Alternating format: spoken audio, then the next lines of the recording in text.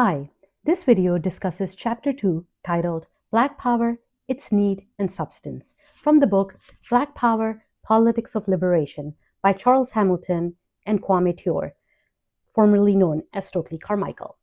My name is Saba Fatma, and I'm a professor of philosophy at Southern Illinois University, Edwardsville.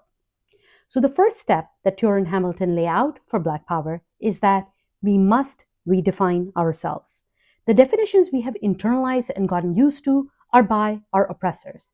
Ture and Hamilton give several examples of things we just sort of accepted because they were put out by our oppressors, such as how the oppressor described Native American victories as massacres and described massacres by European colonizers as victories, or that America is the land of the free and home of the brave, even as the lives of Black people undercuts that claim, or that we are fighting communist aggression. Today it might be we're fighting evil Islamic regimes, or that the history for African Americans begins at slave auction blocks, that there is no prior heritage.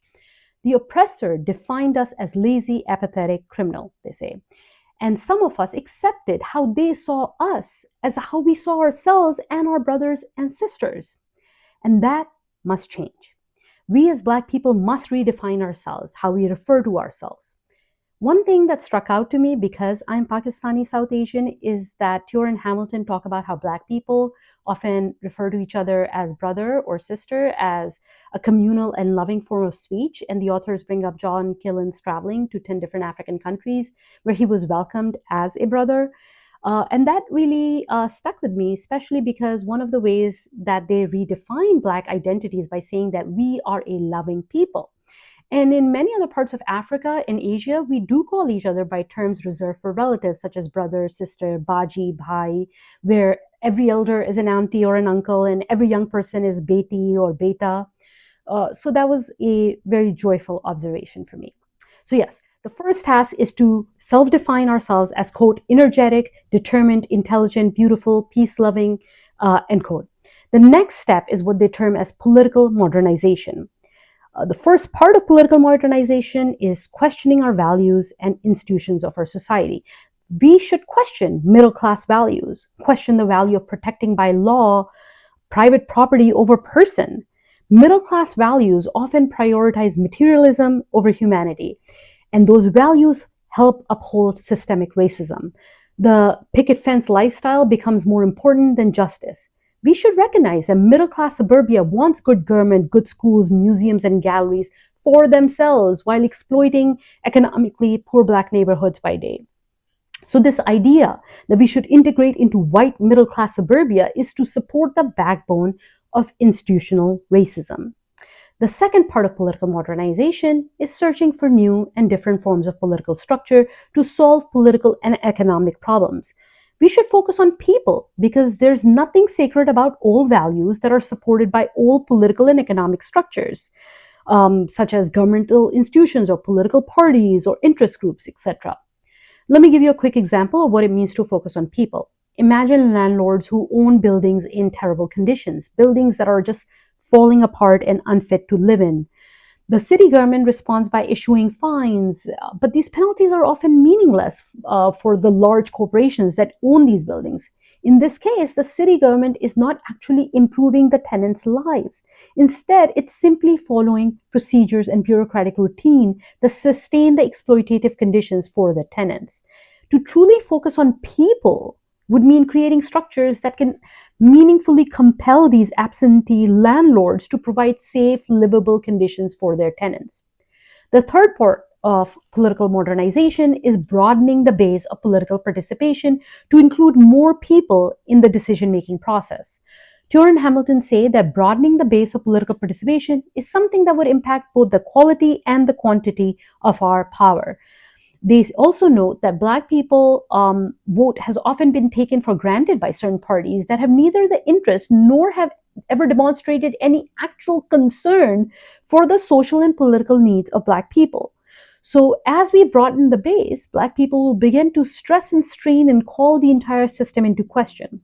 So far, Ture and Hamilton have said, one, we have to redefine ourselves, and two, that we must start political modernization by questioning old values, by having new forms of structure to solve our political and economic problems, and by broadening our political base. Now we get to the term Black Power. Quote, the concept of Black Power rests on a fundamental premise. Before a group can enter the open society, it must first close ranks. End quote. Group solidarity is essential. Only Black people must deliver for Black people, in part because if you let white allies lead, often they end up furthering white supremacy even without realizing it. Think about how white allies might police your group or on how far you should go not to disturb the peace. But also, we must remember that visibility and power are two distinct concepts. Just because we have someone who looks like us in power doesn't mean that they'll protect our community's interests. Furthermore, don't ask for the same kinds of rewards that white middle class suburbs have been asking.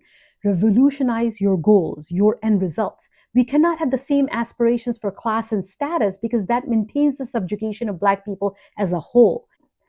As the authors say, few token Black people are exemplified as making it, which only reinforces racist systems. Ture and Hamilton also respond to the charge that Black power is equivalent to the cause of white power. About this, the authors are pretty clear. They say, quote, this is a deliberate and absurd lie. Racism is not merely exclusion on the basis of race, but exclusion for the purpose of subjugating or maintaining subjugation. The goal of the racist is to keep Black people on the bottom arbitrarily and dictatorially, as they have done in this country for over 300 years. The goal of Black self-determination and Black self-identity, Black power, is full participation in decision-making processes affecting the lives of Black people and the recognition of the virtues in themselves as Black people.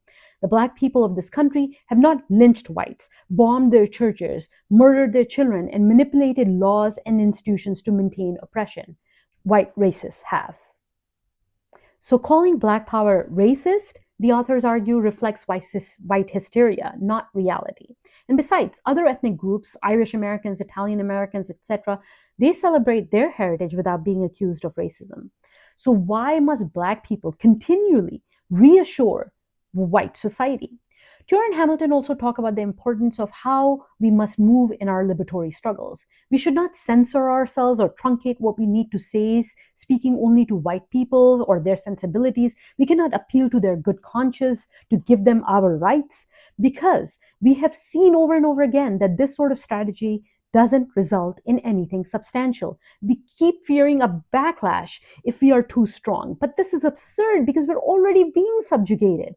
Backlash is simply racism showing its true colors. And if our government and its agencies fail to protect us, then you cannot condemn us for defending ourselves. And finally, to Black people who like to be considered as individuals and see their problems as individual problems, remember that our suffering is collective.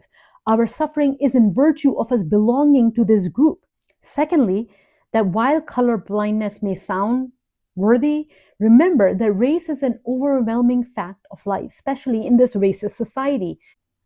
To end, they talk about how integration is not only unrealistic, but also despicable. We need not give up our identity. Instead, we should preserve our cultural integrity. Wishing radical care for our communities and solidarity in our shared struggles.